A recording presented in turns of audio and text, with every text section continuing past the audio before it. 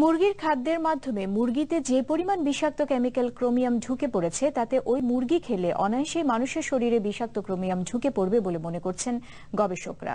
আবার আরেকটি গবেষণা থেকে জানা যাচ্ছে মুরগিতে অ্যান্টিবায়োটিক দেওয়ার ফলে ভোক্তাদের অজান্তেই তাদের পেটে চলে যাচ্ছে অ্যান্টিবায়োটিক।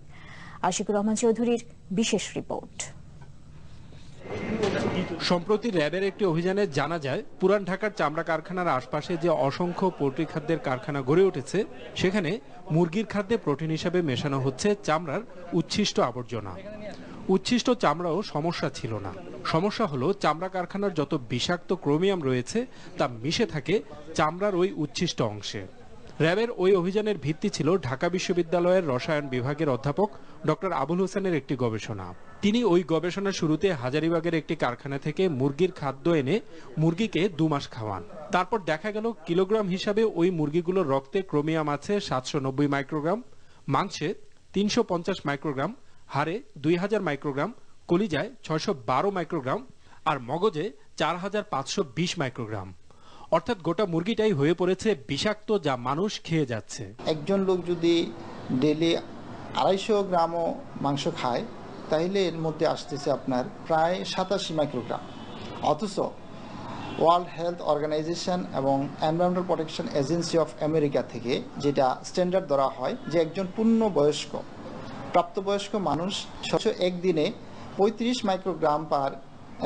মাইক্রোগ্রাম ক্রোমিয়াম খেতে পারে, তাহলে তার কোনো সমস্যা হয় না।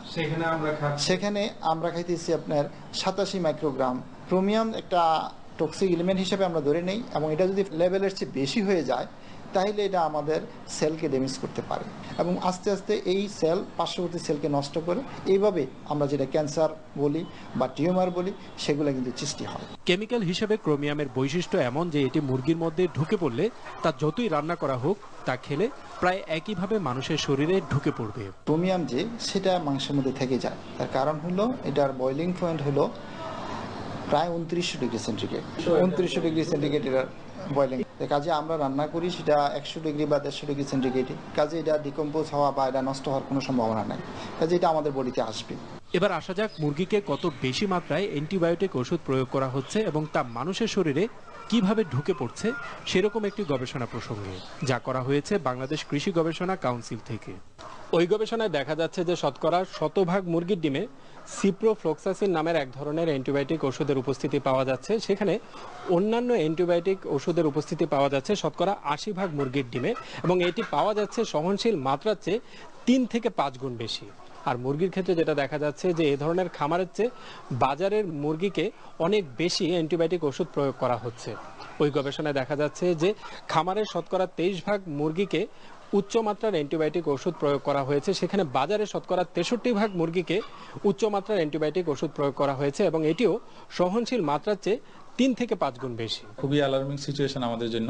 এটা হিউম্যান বডিতে ঢুকে, হ্যাঁ, এবং হিউম্যান বডিতে ঢুকে। এবং যখন আমরা পোলট্রিতে আমরা অ্যান্টিবায়োটিক ইউজ করি তখন এটা বেসিক্যালি আমরা অ্যান্টিবায়োটিকটা যে পাঁচটা যে ফাংশনিং অর্গান যেটা আমরা বলি লিভার, কিডনি, ইন্টেস্টাইন, এগুলোতে অ্যাকচুয়ালি বেসিক্যালি প্রথম ডিপোজিটেড হয়। ইলা, কলিজা, অন্ত্র এবং বিশেষ করে যে হাড়, এবং আমরা হাড় যে খাই এবং এটা মজ্জা অনেকে পছন্দ করি, কাজে আমরা এই মজ্জাটাও যেন আমরা চেবিয়ে চেবিয়ে না খাই। এগুলোর মধ্যে কি অ্যান্টিবায়োটিকের পরিমাণটা বেশি। গবেষকদের মতে এখনই ব্যবস্থা না নিলে পোল্ট্রি শিল্পে ঢুকে পড়া এসব ভেজাল ব্যাপকভাবে ছড়িয়ে পড়বে। Ashikur Rahman Chowdhury, NTV news, Dhaka.